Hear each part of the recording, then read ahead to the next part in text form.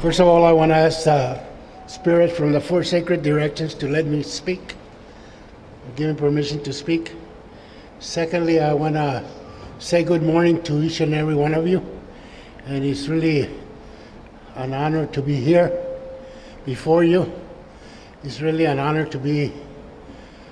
I never believed that I would be inside this legislation. I have been coming here for many years, but out in the front, demonstrating against the injustice that have passed in this legislation.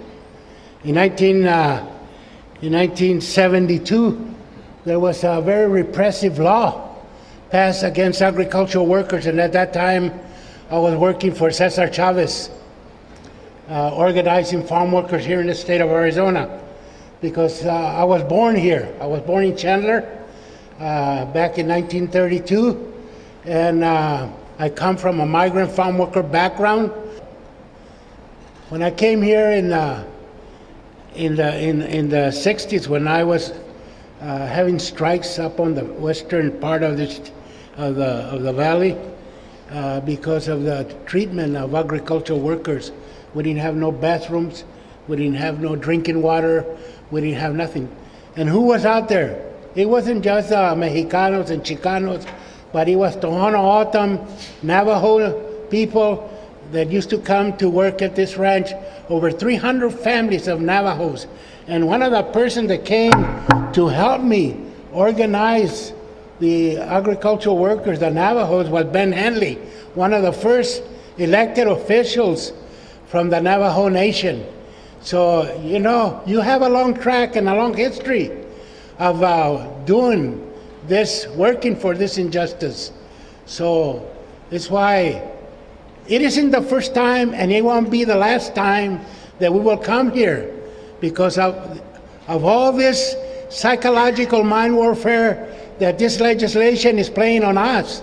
And I'm not talking about when they passed all these repressive laws like 1070. It wasn't because they felt, you know, they felt that it was a form of harassment so that we would leave the state, so that the Mexicanos and Chicanos and O'odhams from Mexico and the Cocopas from Mexico and all these other nations, and the Opatas from Mexico and the Lipan Apache from Mexico would leave this country. But they have all the right to be here. They have all the right because we're from this hemisphere. We have been here since time immemorial. And we have been traversing this continent since time immemorial, from Alaska all the way to Tierra del Fuego. It isn't some new, this isn't a new phenomena, this migration of indigenous people from one end of this hemisphere to the other end.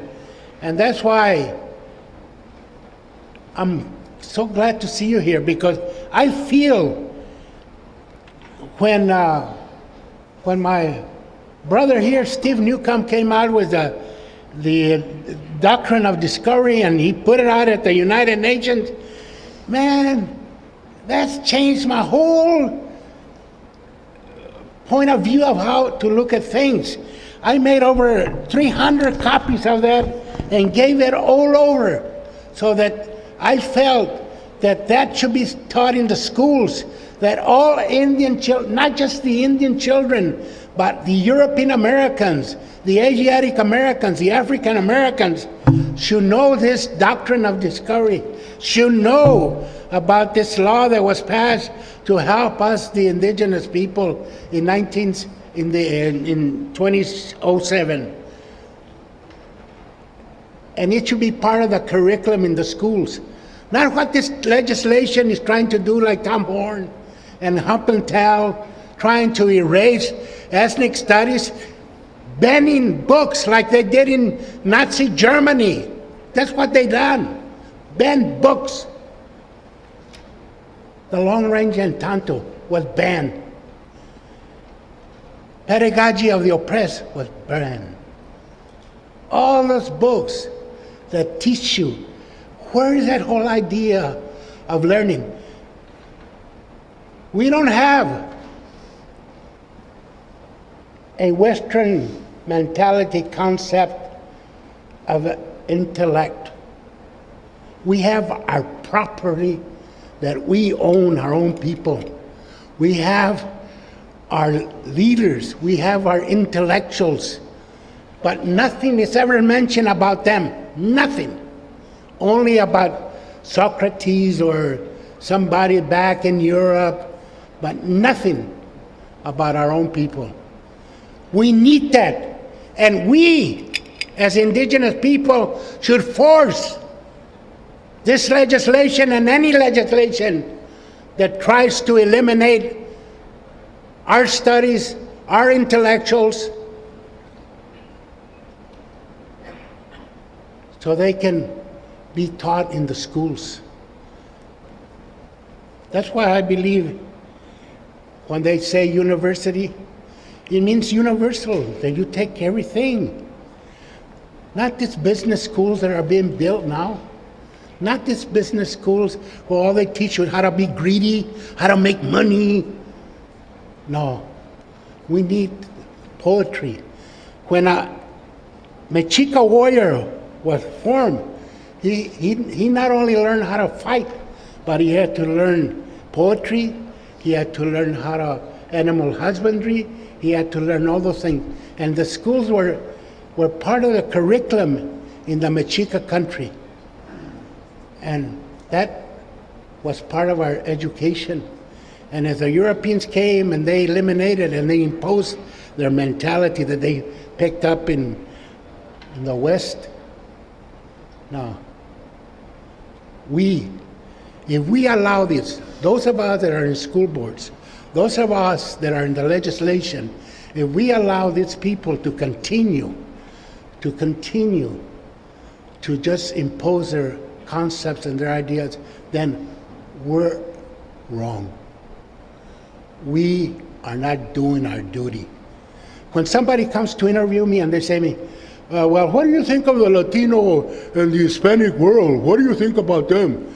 I said, the moment that you call me a Latino or you call me an Hispanic, I'm not going to give you no interview. You can call me a Mexica, you can call me an Indian, you can call me a Chicano, but you cannot call me a Latino or Hispanic because I'm neither of them. I wasn't born in Spain. I didn't come from Spain. My ancestry is Hopata. That's my ancestry from my mother's side. I don't know my father's side, but I do know my mother's side. And who am I going to believe? Am I going to believe the government? Or am I going to believe my mother? And they say that we don't exist, that the Opatas don't exist, but every time I go to Sonora and I make out these bulletin boards and I said, en busca de Opatas, in search of Opatas, people come up to me and say, yo soy Opata, yo soy Opata, yo soy Opata, yo soy Opata. So, our people and our children aren't going to learn by osmosis. They got to learn because we got to talk to them. Like in the old days when they had the storytelling in the winter times. We got to do that. We got to talk to them. We cannot allow the television to become our babysitter. We cannot allow that. I want to thank you for your patience. I want to thank you for listening to me. And sí se puede.